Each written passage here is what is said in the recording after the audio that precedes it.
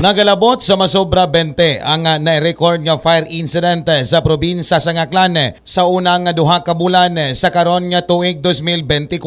Sandig sa datos ng Bureau of Fire Protection o BFP Region 6, kapin sa 27 ang numero sang insidente sa nga sunog sa probinsya umpisa Enero tubtob Pebrero 29 sa karon nga tuig.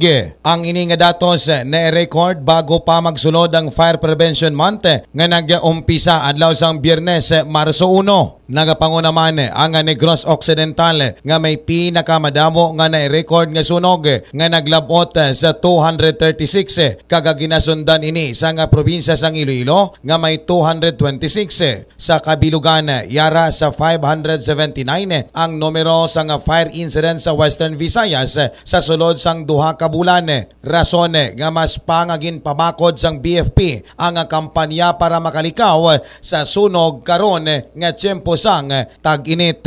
Balita Regional, gikan diri sa probinsya sa Ngaklan. Ako si K5 Leonard Viray para sa kampyon nga serbisyo publiko ag kalingawan sa Kalibo. K5 News FM. Ang ining balita ang ginadulong sa inyo sang DTX Coffee Mix. Himo sa natural nga sangkap pareho sang amarkuso, chia seeds, sugared cane extract powder. DTX Coffee Mix. Nakakapi ka na, naka-detox ka pa. DTX Coffee Mix. Mabakal sa mga butika.